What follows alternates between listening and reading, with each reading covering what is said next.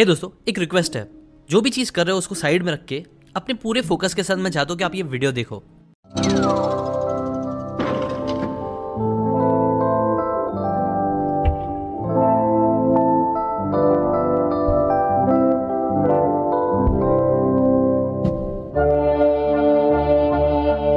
अच्छा लगा ना क्लिप देख के? आई एम सो श्योर अगर आपने अपनी अर्ली लाइफ में डोरेमोन कभी देखा होगा, आपको बहुत अच्छा लगा होगा ये म्यूजिक सुन के।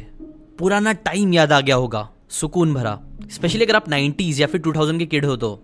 ना जो लोगों ने डोरेमोन नहीं देखा है वो शायद इससे रिलेट ना कर पाए, बट सच बोल रहा हूँ, यकीन करो, हम 90s और 2000 वाले किड्स के लिए ना वो जो टाइम था वो बहुत ज्यादा सुकून वाला था। बस इसलिए नहीं क्योंकि तब हम बच्चे थे, बल्कि इसलिए बिकॉज तब हमारी लाइफ में ना एक बहुत बड़ी प्रॉब्लम नहीं थी जो आज के बच्चे, बड़े बूढ़े सब फेस कर रहे हैं। बहुत बहुत बड़ी प्रॉब्लम।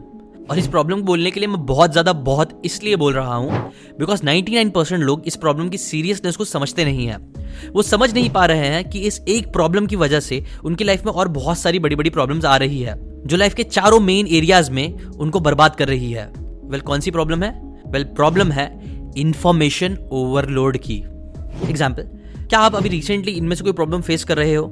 जैसे कोई भी इंपॉर्टेंट काम करते टाइम आप बहुत जल्दी बोर हो जाते हो, चाहे वो पढ़ाई करना हो या फिर अपने ड्रीम्स पे काम करना हो। आपको डिसीजन लेने में प्रॉब्लम होती है, आप ओवर थिंकिंग करने लग जाते हो, आपको बहुत ज्यादा फोमो फील होता है कि यार ये भी करना चाहिए, वो भी करना चाहिए, ये नहीं कर रहा हूँ, वो नहीं कर रहा हूँ। या फिर फिजिकली देखे तो क्या आपको आलस फील होता है? सुबह उठने के बाद भी आपके अंदर एनर्जी कम रहती है, आप फोकस नहीं कर पाते हो अच्छे से। क्या आपको कंसिस्टेंट रहने में प्रॉब्लम होती है? क्या आप हमेशा एक चीज से दूसरी चीज पे कूदते रहते हो? ये तो बस कुछ एग्जाम्पल्स हैं।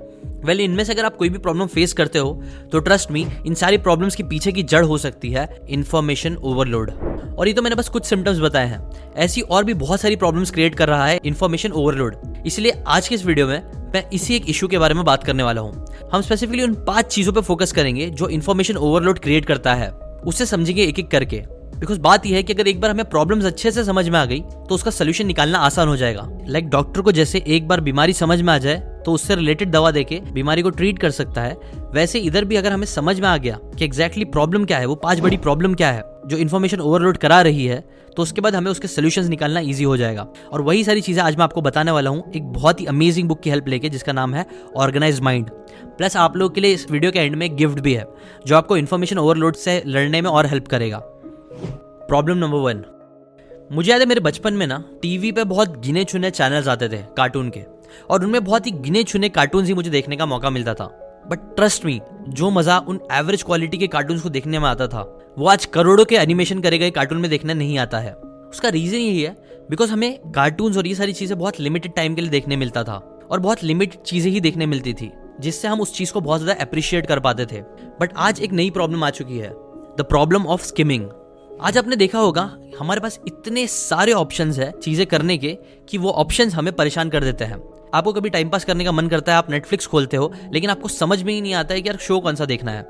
इससे रिलेटेड इंटरेस्टिंग फैक्ट भी आपको पता है, 1976 में एक एवरेज सुपरमार्केट में अराउंड 9000 यूनिक प्रोडक्ट होते थे, लेकिन आज वही नंबर 40,000 से भी ज्यादा पहुंच चुके हैं। अब आपको पता है इनमें से ना एक एवरेज इंसान को अराउंड 150 प्रोडक्ट की ही जरूरत पड़ती है। बट क्योंकि अब इतने सारे प्रोडक्ट हो गए हैं, इसकी वजह से जहां पहले फ्यू थाउजेंड प्रोडक्ट्स को इग्नोर करना पड़ता था, आज वहीं हमें 39,000 से भी ज्यादा प्रोडक्ट्स को इग्नोर करना पड़ता है। और ये सारी चीजों को इग्नोर करने में थोड़ी मेंटल एनर्जी जाती है।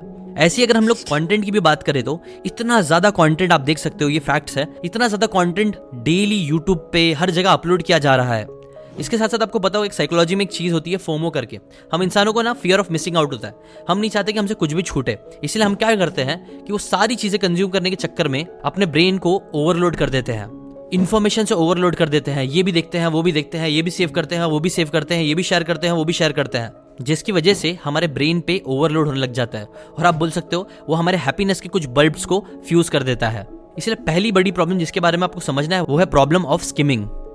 यूट्यूब पे भी अभी कुछ टाइम पहले ही एक न्यू फीचर आया है जहां पे आप वीडियोस को आगे आगे कर करके आराम से देख सकते हो। जैसे कि आपको ये सेक्शन नहीं देखना तो वो वाला सेक्शन देख लो, जिसकी वजह से लोग क्या करते हैं कि कई बार बस वीडियो को आगे आगे करके देखने लग जाते हैं। ना ये सारी चीजें ना शॉर्ट टर्म के लिए तो यूजर को बहुत पसंद आती है, बट लॉन्ग टर्म के लिए ये चीजें हमारे लिए प्रॉब्लमेटिक है बिकॉज ये हमें किसी एक चीज पे अच्छे से फोकस करने नहीं दे रही है। इसलिए अभी मैं भी आपसे रिक्वेस्ट करूंगा कि आप ना इस वीडियो को भी हो सके तो फुल स्क्रीन पे करके देखो, क्योंकि साइड में यहाँ पे आपको रिकमेंडेशन के वीडियोस आ रहे होंगे, नीचे आपको डिस्क्रिप्शन कमेंट सेक्शन दिख रहे होंगे। अब कई बार लोग ये भी करते हैं कि वीडियो देखते देखते कमेंट सेक्शन देखते हैं, जिसकी वजह से अगेन इन्फॉर्मेशन ओवरलोड बढ़ने लग जाता है। तो अब ये सारी चीज़ों को अवॉइड करो। सेकेंड प्रॉब्लम इन्फॉर्मेशन ओवरलोड जो कर रहा है वो है इन्फॉर्मेशन एंड स्लीप। नेटफ्लिक्स के जो सीईओ थे ना, उन्होंने एक बार अपने इन्वेस्टर्स को ये चीज़ कही थी कि हमारा कॉम्पिटिटर अमेजॉन प्राइम, हॉटस्टार, ये सारे लोग नहीं है। जो हमारा जो सबसे बड़ा कॉम्पिटिटर है वो है sleep. We are battling with the sleep. Because आपने भी नोटिस करी होगी, यूजुअली ज्यादातर लोग क्या करते हैं, नेटफ्लिक्स और ये सारी चीजें कब देखते हैं, जब वो लोग रात में थक हार के आराम से आते हैं तो। और क्योंकि उन्होंने इतनी मेहनत की होती है दिन भर, तो लोगों को लगता है कि यार we deserve a rest time, और रेस्ट के चक्कर में वो लोग नेटफ्लिक्स देखते हैं अपनी नींद को सेक्रीफाइस करके। जब से नींद से रिलेटेड है ना, एक बहुत ही इंटरेस्टिंग स्टडी करी गई थी जिसमें पता चला है कि अगर आप सिर्फ 6 घंटा 10 दिन लगातार सोते हो तो 11वें दिन आप ऐसे ही बिहेव करोगे जैसे आपको 24 घंटे से नींद ना मिली हो। स्लीप हमारे लिए हद से ज्यादा इंपॉर्टेंट हो चुका है, स्पेशली आज के टाइम पे जहां हमें इतने सारे इन्फॉर्मेशन को प्रोसेस करना पड़ता है। आपको पता है रेम स्लीप में ना हमारा जो ब्रेन होता है ना, वो इन्फॉर्मेशन को प्रोसेस कर पाता है, लेकिन अगर उसको वो रेम स्लीप नहीं मिलती है तो वो अच्छे से उस इन्फॉर्मेशन को प्रोसेस नहीं कर पाएगा जो उसने डेली कंज्यूम करी है। अब स्लीप से रिलेटेड मैंने एक वीडियो बना के डाला है, आप जाके जरूर देख सकते हो उसको। उसमें मैंने डिटेल में इस चीज के बारे में एक्सप्लेन किया है, बट शॉर्ट में अगर बताऊं तो यही प्रॉब्लम है कि इन्फॉर्मेशन ओवरलोड की वजह से आजकल क्या हो रहा है कि लोग अपनी नींद को सेक्रीफाइस कर रहे हैं, और नींद सेक्रीफाइस होने की वजह से उनकी लाइफ में और बहुत बड़ी बड़ी प्रॉब्लम्स आ रही है। Lack of concentration, lack of focus कर पाना, एनर्जी का कम होना, हमेशा थोड़ा एंशियस रहना, और ऐसी कई सारी प्रॉब्लम्स। ये थी सेकंड प्रॉब्लम। अब आते हैं थर्ड प्रॉब्लम पे, जो है अनइंटेंशनल मल्टीटास्किंग। अभी मैं आपके सामने एक सिनेरियो रखता हूँ। समझो 2 लोग हैं, दोनों को मुंबई से पुणे जाना है। एक बंदा सुबह सुबह निकलता है 8 बजे, वो अपनी गाड़ी लेता है और गाड़ी चलाना चालू करता है। इसके बाद वो गाड़ी तब तक चलाता है जब तक वो वहां पे ना पहुंच जाए। वहीं पे दूसरा जो आदमी है, पॉइंट ए से पॉइंट बी पे जाने के लिए बार बार अपनी गाड़ी को रोकता है और कुछ ना कुछ करने लग जाता है। कभी फोटोज खींचता है, कभी कुछ खाने रुक जाता है, कभी टॉयलेट जाने के लिए जाता है। अब आप बताओ, इन दोनों में से ऑब्वियसली सबसे पहले कौन पहुंचेगा पॉइंट बी पे? वो इंसान जिसने फुल फोकस के साथ सिर्फ गाड़ी चलाया पॉइंट ए से पॉइंट बी पे पहुंचने के लिए। अब देखो, मैं यहाँ पे ये रिकमेंड नहीं कर रहा हूँ कि आप लोग ब्रेक्स ही ना लो गाड़ी चलाते वक्त। मैं बस एक एग्जांपल दे रहा हूँ। जब हम एक काम करने का डिसीजन लेते हैं, जैसे कि फॉर एग्जांपल अपने गोल्स पे काम करना, या फिर मेरा स्क्रिप्ट लिखना, या फिर आपका स्टडी करना, और जब आप स्टडी करने जाते हो, उस स्टडी के बीच में जब आप स्टडी करने के बजाय कुछ और चीज़ें करने लग जाते हो, तो इससे आपका टाइम बहुत सारा वेस्ट होता है। जो चीज़ आप 1 घंटे में अचीव कर सकते थे, वही चीज़ को अचीव करने के लिए आपको 3 घंटे लग जाते हैं। और ये मैं ऐसे ही नहीं बोल रहा हूँ, इसके पीछे एक स्टडी करी गई है। एक कॉन्सेप्ट है जिसे बोलते हैं स्विच कॉस्ट इफेक्ट, जो बताता है ना कि अगर आप लोग काम करते करते अपने टेक्स्ट को चेकआउट करते हो, तो इससे आप बस कुछ सेकंड्स वेस्ट नहीं करते हो, बल्कि इससे आप बहुत ज्यादा टाइम वेस्ट कर देते हो, क्योंकि हमारे ब्रेन को किसी भी चीज पे रीफोकस करने के लिए काफी ज्यादा टाइम लगता है। फॉर एग्जाम्पल, ग्रेशियम कॉलेज लंदन के professor of psychology Glenn Wilson ने रिसर्च से ये पता लगाया कि जब हम किसी ऐसी सिचुएशन में होते हैं जहां हमें फुल फोकस और कंसंट्रेशन की जरूरत होती है, पर साइड में हमारा बस फोन रखा हुआ होता है और उसमें सिर्फ एक अनरीड मैसेज हमें ये चीज पता चलती है, तो ये चीज होने से ही हमारा जो ब्रेन का IQ है ना, वो 10 पॉइंट्स नीचे गिर जाता है। अब आप सोचो, ये तो सिर्फ नोटिफिकेशन की बात थी, बट अगर हम लोग वहीं पे जब मोबाइल यूज करने लग जाए और वो सारी चीजें करने लग जाए, तो इससे हमारा IQ पे कितना इफेक्ट पड़ सकता है। ये थर्ड प्रॉब्लम से निकल के फोर्थ प्रॉब्लम भी आता है, जिसे बोलते हैं the stress factor. Organised mind book में ऑथर बताते हैं कि मल्टीटास्किंग एक मिथ है, और जो लोग भी मल्टीटास्क करते हैं वो लोग कहीं ना कहीं अपने ब्रेन पे जुल्म कर रहे हैं, क्योंकि मल्टीटास्किंग यूजुअली हमें कोई भी काम अच्छे से करने नहीं देता है। ऑथर बोलते हैं कि मल्टीटास्किंग जैसी कोई चीज़ होती ही नहीं है। कुछ होता है तो वो होता है स्विच, मतलब हमारा ब्रेन एक टाइम पे एक चीज़ पे फोकस करता है और उसके फौरन बाद फटाफट वो दूसरी चीज़ पे फोकस करता है, और ऐसी स्विच होते रहता है हमारा फोकस, जिसकी वजह से हमारे ब्रेन पे आप बोल सकते हो अननेसेसरी प्रेशर पड़ता है, जो हमें जल्दी थका देता है, हमारे ब्रेन को थका देता है। और जब भी हम लोग मल्टीटास्क करते हैं तो इससे क्या होता है कि हमारा जो कॉर्टिसोल लेवल है वो बढ़ने लग जाता है, जो स्ट्रेस हार्मोन होता है। और इससे रिलेटेड एग्जांपल मेरी लाइफ में होता रहता है। मैंने कई बार ये चीज़ नोटिस करा है कि जब मैं किसी एक चीज़ पे काम कर रहा रहता हूँ और उसमें ही मुझे दूसरे 10 काम के बारे में बोला जाता है, तो वो चीज़ मुझे फिर फ्रस्ट्रेट करने लग जाती है, और जो काम मैं कर रहा रहता हूँ मुझे वो करने भी नहीं जमता। फिर मल्टीटास्किंग में क्या करता है, कहीं ना कहीं इन्फॉर्मेशन ओवरलोड करता है, जो हमारे स्ट्रेस को बढ़ाता है। आपको पता है, अभी रिसेंटली मैंने एक नया घर लिया है ना। वो नया घर लेने की मुझे बहुत ज़्यादा खुशी हुई, बिकॉज वो मेरा बहुत बड़ा सपना भी था, बट वो सपने के साथ साथ बहुत ज़्यादा मुझे स्ट्रेस भी आया। स्ट्रेस क्यों आया? क्योंकि ऑब्वियसली जब मैंने नया घर लिया तो मैं नई चीज़ें भी खरीदूंगा, और जब मैं नई चीज़ें खरीदने गया तो मैंने नोटिस करा कि यार मुझे कितनी सारी चीज़ें करनी है। मुझे वॉशिंग मशीन लेना है, एक्वागार्ड लेना है। और फिर एग्जाम्पल, मैंने एक्वागार्ड के बारे में रिसर्च करना स्टार्ट करा, तो वो चीज़ देख के मेरा स्ट्रेस लेवल और बढ़ गया, क्योंकि एक्वागार्ड वाटर प्यूरीफायर में इतने सारे ऑप्शन आ चुके हैं।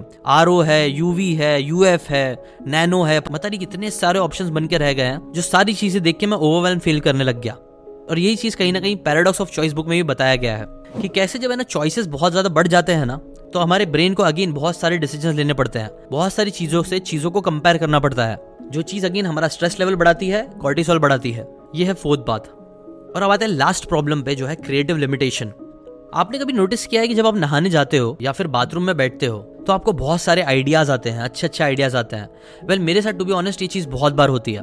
अब ऑर्गेनाइज्ड माइंड के ऑथर बताते हैं ना कि ऐसा नहीं कि जब हम नहाते हैं तब हमारे पास आइडियाज आते हैं, नहीं, बात यह है कि आइडियाज हमारे दिमाग में ऑलरेडी होते हैं, लेकिन जब हम नहाते हैं ना तब हमारे ब्रेन को टाइम मिल पाता है कि वो जो आइडिया हमारे दिमाग में ऑलरेडी चल रहा है वो उसे बाहर ला सके, क्योंकि तब हम लोग कुछ इतना क्रिएटिव काम कर रहे नहीं होते हैं, नॉर्मल सा काम कर रहे होते हैं जिसमें बहुत कम ब्रेन पावर लगता है। इसीलिए हमारे दिमाग में शावर के टाइम पे या फिर बाथरूम में बैठे बैठे बहुत सारे आइडियाज आते हैं। और ये चीज़ समझना भी बहुत ज़रूरी है। कई बार लोग मुझसे क्वेश्चन पूछते हैं कि भाई हमारे अंदर क्रिएटिविटी कैसे आएगी। ऑथर बताते हैं क्रिएटिविटी लाने के लिए आपको कई बार अपने दिमाग को खाली रखना चाहिए, मतलब कुछ भी मत करो। जैसे शावर में हम लोग यूजुअली बहुत सिंपल टास्क करते हैं, वैसे ही कुछ एकदम सिंपल टास्क करो जिसमें आपके ज़्यादा ब्रेन पावर की जरूरत पड़े ही ना।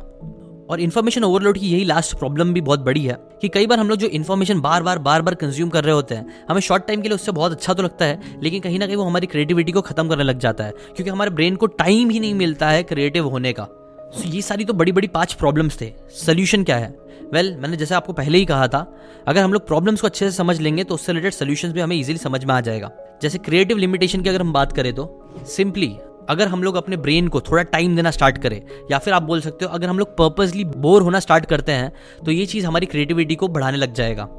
फोर्थ प्रॉब्लम की बात करें, स्ट्रेस फैक्टर, जहाँ पे मैंने आपको अपने घर का एग्जांपल दिया था, वहाँ के लिए देखो मैंने ये चीज़ करा था अपना स्ट्रेस कम करने के लिए कि मैंने अपने डिसीजंस किसी और को लेना दे दिया था। मैंने मेरी वाइफ को कुछ चीज़ें दे दी, या फिर जो मेरा इंटीरियर डिज़ाइनर था उससे ही मैंने बहुत ज़्यादा सजेशंस मांगे, क्योंकि मुझे पता था कि हाँ, मैं चाहूँ तो अपना बहुत सारा टाइम इन्वेस्ट करके एकदम परफेक्ट चीज़ चुन सकता हूँ, लेकिन अगर मैं वो सारी चीज़ों में अपनी पूरी ब्रेन एनर्जी देने जाऊँगा तो मैं बाकी सारे इंपॉर्टेंट काम नहीं कर पाऊंगा। और इसी चीज़ से रिलेटेड है ना, ऑथर भी बुक में बताते हैं कि कैसे जो प्रेसिडेंट्स होते हैं ना, बराक ओबामा, ये लोग जितने भी डिसीजंस लेते हैं वो लोग बहुत डिफिकल्ट डिसीजंस लेते हैं। हम डिसीजन लेते हैं तो कई बार सही और सही के बीच में लेते हैं, लेकिन जो प्रेसिडेंट्स होते हैं ना, वो लोग जो डिसीजन लेते हैं वो लोग गलत और गलत के बीच में चूज करते हैं। और उससे नीचे के जो लेवल के डिसीजंस होते हैं, उनके जो साथ काम करने वाले लोग होते हैं, उनसे जो अंडरलाइन लोग होते हैं, वही लोग ले लेते हैं। आपने ये चीज़ देखी होगी, कई बार जो बड़े लीडर्स होते हैं ना, वो लोग जितना हो सकता है उतने कम डिसीजन लेने की कोशिश करते हैं, क्योंकि उनको पता है अगर वो लोग बहुत ज़्यादा डिसीजन लेने लग जाएंगे डेली, तो ये चीज़ उनकी मेंटल कैपेसिटी को कम कर सकती है, उनको बैड डिसीजन लेने के लिए एनकरेज कर सकती है। इसीलिए आपने देखा होगा स्टीव जॉब्स या मार्क ज़करबर्ग और ऐसे कई सारे लोग जो लीडर्स हैं, वो लोग एक ही कपड़े पहनते थे, वो लोग अपनी मेंटल एनर्जी इन्वेस्ट ही नहीं करते थे ये सारी चीज़ों में ना। पहली बार जब मैंने भी ये चीज़ सुनी थी कि यार टाइम बचाने के लिए लोग ऐसा करते हैं, मेंटल एनर्जी बचाने के लिए ऐसा करते हैं, तो मुझे भी लगा था कि यार ये लोग बहुत ओवरबोर्ड जा रहा है। बुक पढ़ोगे ना ऑर्गेनाइज्ड माइंड, तो इसमें न्यूरो साइंटिस्ट जो है वो बताते हैं कि कैसे ये सारी चीज़ें एक्चुअल में मैटर करती है लीडर्स के लिए, कैसे छोटे छोटे डिसीजंस अवॉइड करके वो लोग बड़े बड़े अच्छे डिसीजंस ले पाते हैं। थर्ड यही चीज़ है कि आप लोग को मल्टीटास्क करना अवॉइड करना चाहिए। फोर्थ ये चीज़ करना चाहिए आपको कि प्रॉपरली आप स्लीप लो। स्लीप कैसे लेना चाहिए, क्यों लेना चाहिए, उसके ऊपर मैंने बताया था आपको, मैंने एक डिटेल वीडियो बनाया, आप जाके वो देख सकते हो। और लास्ट चीज़ जो आपको करनी ही करनी चाहिए वो है अवॉइड स्किमिंग। अब ये बात गौर से सुनना, अपने सीकेन चैनल के अगेंस्ट जाके आपको ये चीज़ समझाने वाला हूँ।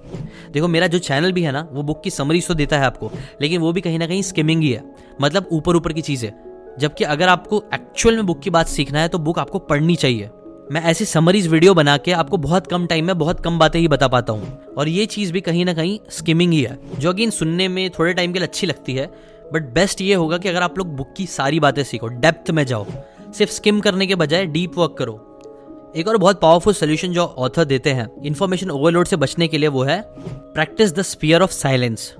बेसिकली वो बोलते हैं कि सुबह सुबह सब लोगों की प्रॉब्लम क्या होती है कि हम लोग उठते साथ ही क्या करने लग जाते हैं, मोबाइल यूज़ करने लग जाते हैं। स्टार्टिंग में हम लोग ऐसे फालतू डिसीजन लेने लग जाते हैं कि यार कौन सा ऐप खोलना है, पहले व्हाट्सएप खोलूँ, इंस्टाग्राम या यूट्यूब, और उसमें फिर हम लोग फालतू वीडियोज़ में से चूज़ करने लग जाते हैं कि कौन सा फालतू वीडियो देख के हमें अपना टाइम वेस्ट करना चाहिए। ये सारी चीज़ें करने के बजाय ऑथर बोलते हैं कि आपको एक 60 मिनट का टाइम निकालना चाहिए स्टार्टिंग में सबसे पहले अपने लिए। इसके स्टार्टिंग के 30 मिनट में आपको अपने आप से क्वेश्चंस करने चाहिए, ऐसा ऑथर बोलते हैं। Questions like what's the smallest step I can take towards a big thing today. Second, what blessing can I count right now. Third, what is the hardest choice I am avoiding? Fourth, what will stop me today from doing what I really want? Fifth, how will today's difficulties reveal my character? ऐसे question के answers आपको starting के 30 minute करना है ताकि आपको दिन में क्लैरिटी मिल सके। फिर सेकंड 20 मिनट्स में आपको रीड करना चाहिए। आपने देखा होगा ना आजकल माँ बाप क्या करते हैं, बच्चे लोग थोड़ा भी रोते हैं चिल्लाते हैं तो वो लोग स्क्रीन दे देते हैं ना। अभी रिसेंटली रिसर्च आई है जिससे मालूम पड़ा है ना कि जिन बच्चों के साथ ऐसा किया जा रहा है उन बच्चों की ब्रेन की जो कनेक्टिविटी है वो कम होती जा रही है, क्योंकि स्क्रीन देखते वक्त आपका ब्रेन है ना उतना यूज में नहीं आता है जितना नॉर्मली आना चाहिए। लोग बस माइंडलेसली एक लाइट की तरफ घूर रहे होते हैं। वहीं उसके अपोजिट जब बच्चों को बुक्स रीड करने के लिए बोला गया तो स्टडी में देखा गया कि उनके ब्रेन की जो कनेक्टिविटी है वो बढ़ती जाती है। ऐसा इसलिए होता है क्योंकि जब आप रीड करते हो तो आप वर्ड्स को पढ़ते हो, जिसे फिर आपका दिमाग पिक्चर्स में कन्वर्ट करता है, इमेजिनेशन को इंप्रूव करता है, आप उसके बारे में सोचते हो, जिससे आपका ब्रेन और हेल्दी और फास्ट हो पाता है। तो ये चीज़ करना भी बहुत अच्छी बात है। और लास्ट 10 मिनट्स आपको करना चाहिए प्रैक्टिस मेडिटेशन। अब मेडिटेशन के ऊपर तो बहुत बार मैंने बात कर चुका हूँ बहुत सारे वीडियोस में, इसलिए मैं यहाँ पे ज़्यादा डीप में नहीं जाऊँगा। बट बात यही है कि meditation one of the most powerful चीज़ है जो आप इन्फॉर्मेशन ओवरलोड से लड़ने के लिए यूज़ कर सकते हो। देखो ये तो थे कुछ पावरफुल सोल्यूशन जो मैंने बुक में सीखे हैं, बट अब आते हैं एक और सोल्यूशन पे जो मेरे हिसाब से सबसे ज़्यादा पावरफुल होगा आपके इन्फॉर्मेशन ओवरलोड से लड़ने के लिए और लेजीनेस से हार्डवर्क करने के लिए। वो गिफ्ट है चैलेंज। आपको शायद नहीं पता तो बता दूं, मैंने एक 21 डेज का चैलेंज लिया है जहां मैं रोज लाइव आता हूं 8 बजे, जहां मैं बहुत सारी बातें नहीं करता हूं, जहां मैं डेली आपको सिर्फ एक लेसन सिखाता हूं और उसको कैसे एग्जीक्यूट करना है उसके बारे में हम बात करते हैं। ये चीज़ आपके इन्फॉर्मेशन ओवरलोड से लड़ने के लिए बहुत ज़्यादा पावरफुल हो सकती है। प्लस ये आपकी लेजीनेस से हटके हार्डवर्क कराने में आपको बहुत हेल्प कर सकती है। बिकॉज मैंने एक चीज़ नोटिस करी है कि थियरी की नॉलेज तो हम लोग बहुत टाइम से ले रहे हैं, बहुत लोग ले रहे हैं, बट सिर्फ थियरी से कुछ नहीं होता है। थियरी के बाद जो सेकंड सबसे इंपॉर्टेंट स्टेप है वो है एक्शन लेना, और बट एक्शन ही तो मैक्सिमम लोग नहीं ले पाते हैं। तो इसके सोल्यूशन के लिए मैंने ये 21 डेज का चैलेंज लिया है जहाँ मैं आप लोगों को एक्शन लेने में हेल्प कर रहा हूँ, और ये चीज़ मैं कंप्लीटली फ्री ऑफ कॉस्ट कर रहा हूँ, जहां मैं as a mentor as a भाई आप लोगों को गाइड करूंगा, आपको एक 21 स्टेप्स बताऊंगा डेली, एक एक चीज एक एक लेसन और उसे कैसे एग्जीक्यूट करना है वो सारी चीजें। तो वो चीज भी जरूर ट्राई करके देखो। पक्का अगर आप ये चैलेंज ले लोगे तो ये चीज आपकी लाइफ बदल सकती है। अगर आपके स्टार्टिंग के कुछ दिन मिस हो गए हैं तो भी कोई बात नहीं, मैं आ रहा हूँ लाइव, आप भी लाइव आओ, एक मोटिवेशन मिलेगा, जोश मिलेगा सुबह जल्दी उठ के अच्छा काम करने का। कमेंट करके बताना आप कैसे इस प्रॉब्लम को फेस कर रहे हो इन्फॉर्मेशन ओवरलोड की। शेयर कर देना इस वीडियो को उन सभी लोगों के साथ जो लोग आपको लगता है कि सिर्फ मोबाइल में घुसे रहते हैं या फिर इन्फॉर्मेशन ओवरलोड से परेशान है। अभी के लिए इतना ही, मिलते हैं कल के लाइव में जो होगा कल 8 बजे सुबह में। ठीक है, चलो मिलते हैं tomorrow. Bye bye, take care and thanks for watching.